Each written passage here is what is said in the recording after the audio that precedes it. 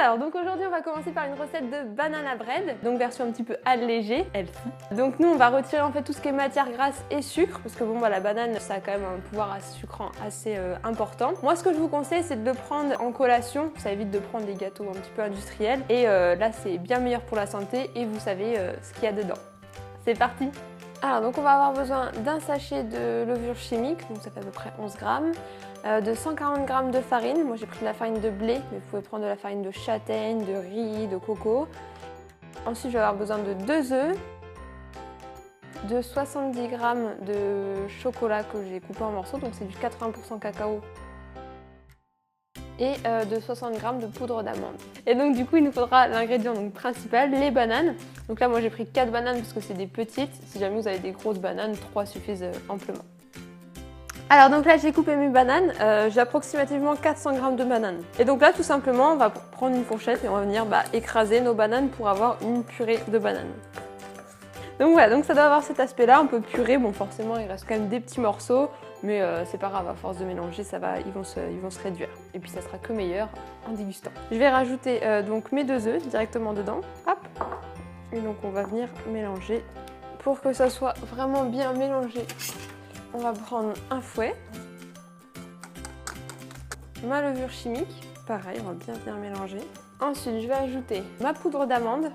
Alors oui, moi je laisse ces petits morceaux de banane parce que j'aime vraiment bien ça. Si jamais vous n'aimez pas cet effet petit morceau, vous pouvez passer au mixeur. Vous passez un bon petit coup de mixeur, comme ça vous fera une pâte lisse de banane. Voilà, donc du coup, à partir de ce moment-là, pour un pouvoir sucrant, soit vous pouvez rajouter de la stevia, du sirop d'agave ou du miel. Ou après, vous pouvez mettre aussi du sucre roux. Moi, je vous conseille vivement le sirop d'agave. On continue ? Je vais rajouter un peu de farine. On n'y va pas comme des gros barbares, parce que sinon on en fout partout. Ah, c'est ça aussi la cuisine, hein. Le plaisir de nettoyer après. Voilà, donc là on a tout bien mélangé. Encore une fois, les grumeaux, c'est pas des grumeaux de farine, c'est des petits morceaux de banane qui n'ont pas été écrasés. Et moi, j'adore comme ça.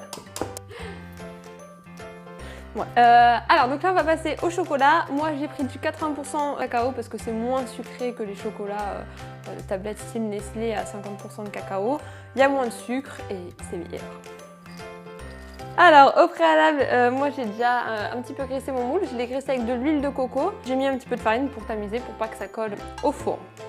Ensuite je vais venir tout simplement le remplir.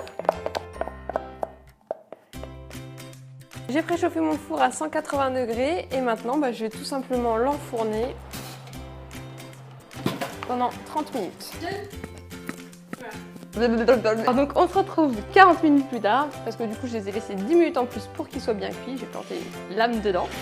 Et voilà ce qu'on a, un beau gâteau.